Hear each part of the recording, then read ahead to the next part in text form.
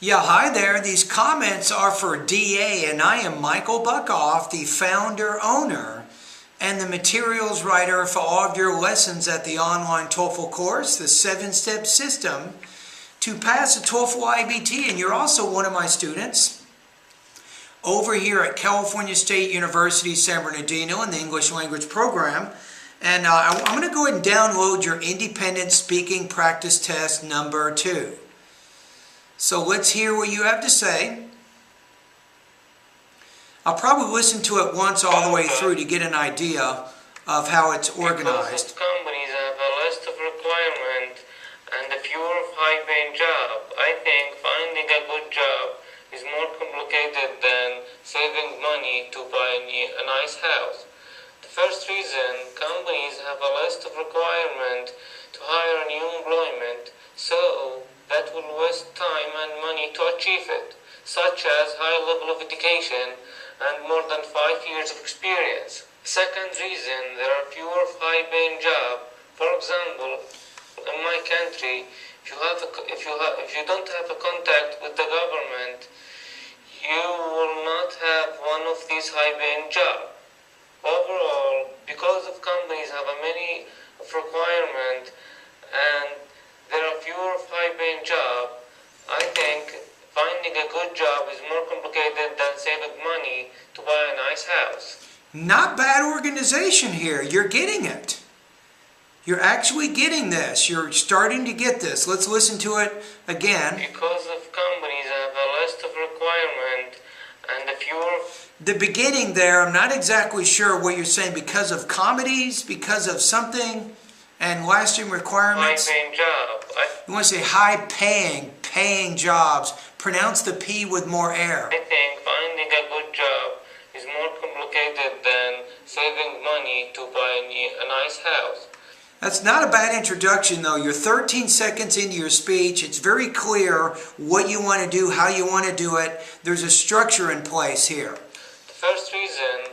I would just say first of all, or you might want to say first of all, it's difficult to find a job because...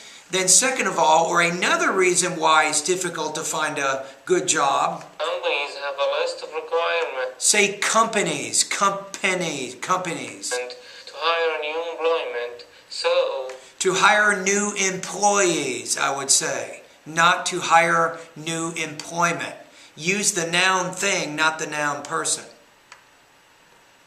To hire new employment, so...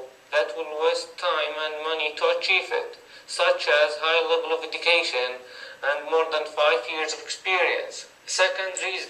So that last part, such as education and high level experience, it isn't exactly clear how that information connects to the previous sentence there. There's some grammatical issues with that. And there are fewer high-paying jobs. High-paying jobs. For example, in my country, if you don't have a contact with the government, you will not have one of these high-paying jobs.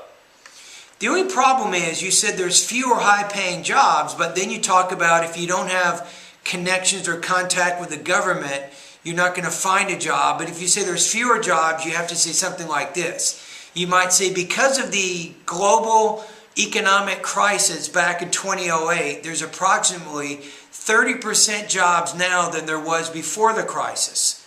So just like in the United States, in Saudi Arabia, there's also fewer jobs available for people who seek them. Overall, because of companies have a many requirements and there are fewer high-paying jobs, I think...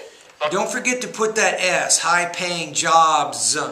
So you want to make sure you put your S's on your plural nouns, and sometimes you may pronounce the S as a Z, sometimes as an S, or you may even include an additional syllable like the word washes, washes. So finding a good job is more complicated than saving money to buy a nice house. Now overall though, I think you're going in the right direction here. You have a structure to your ideas, you explain your ideas, right? So, however, you are having some problems with your delivery, which means pronunciation. For example, the P consonant sound. You need to pronounce that with more air. So I'd like you to go to the pronunciation part of my course and review the P. the P versus the B consonant sounds. You can take a look at those in my pronunciation area. I'd also like to have you take a look at intonation. You have a tendency to speak kind of in a monotone, but you want to work on varying your tone more than what you're doing right now. So the lessons on intonation, I think it's like Speak Clearly lessons number 35 through 40. They'll give you some good practice with intonation.